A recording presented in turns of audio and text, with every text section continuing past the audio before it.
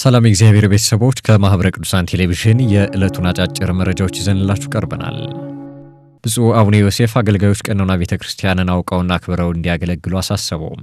የሲዳማ ሀገረ ስብከት ሊቀ ጳጳስ ብፁዕ አቡነ ዮሴፍ ይህንን ያሳሰቡት በሀገረ ስብከቱ ገዳማትና አድባራት ለሚያገለግሉ ካህናት ስልጠና መስጠታቸውን ተከትሎ ነው። ስርዓተ አምልኮን ጠብቆ ማገልገል እንደሚገባ ያሳሰቡት ብፁዕነታቸው ቀኖና ቤተክርስቲያንን ማክበርና ማስከበር ከአገልጋዮች እንደሚጠበቅ አሳስበዋል።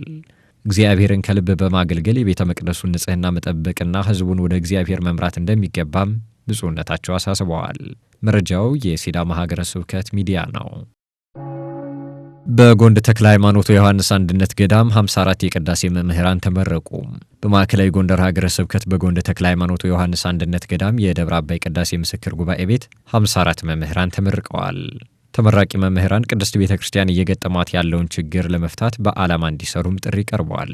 የምስክር ጉባኤ ቤቱ የጀመረው በ2009 ዓ.ም ሲሆን ከ2011 ዓ.ም ጀምሮ እስካሁን ድረስ በርካታ መምህራንን በማበርከት ላይ ይገኛል። በየዓመቱ ከ600 በላይ አዳዲስ ደቀ መዛሙርትን እየተቀበለ የሚያስተምረው ይህ ጉባኤ ቤት የመጠለያ የምግብና የውሃ ችግር ያሉበት መሆኑም ተመላክቷል።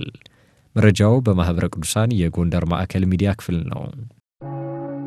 ጽርሐ ጽዮን ዘተዋሕዶ የሐዋርያት አንድነት የኖረው ማህበር ባለፉት 28 ዓመታት በርካታ አገልጋዮችን ማበርከት መቻሉን አሳወቀም። ማህበሩ በተለያዩ ቋንቋዎች ማገልገል የሚችሉ ደቀ መዛሙርትን በማስተማር ለቅድስት ቤተክርስቲያን ከፍተኛ አስተዋጽኦ ማበርከቱ ተገልጿል።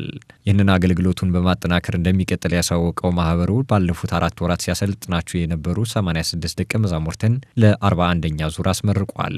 በምረቃ ስነ ስርዓቱ ላይ የተገኙት የከምፓታ ሀላባ ጠንባሮና ዳውሮ ኮንታ ሀገረ ስብከት ሊቀ ጳጳስ ብፁዕ አቡነ ጢሞቴዎስ እንዲሁም የጌዲዮ ኮሬና ቦርጂ ሀገረ ስብከት ሊቀ ጳጳስ ብፁዕ አቡነ ገሪማ ተመራቂዎች የተሰጣቸውን አደራ እንዲወጡ አሳስበዋል።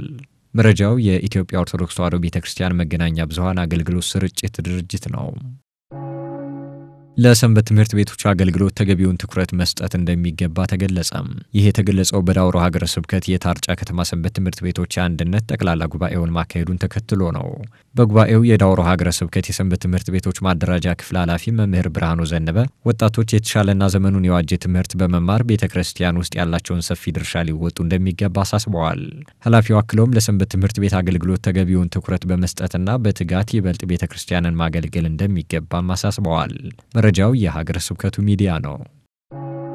ለዕለቱ ያዝንላችሁ አጫጭር መረጃዎች የእስካሁኖቹን ይመስሉ ነበር። ከቀሪ ጣቢያችን መሰናዶች ጋር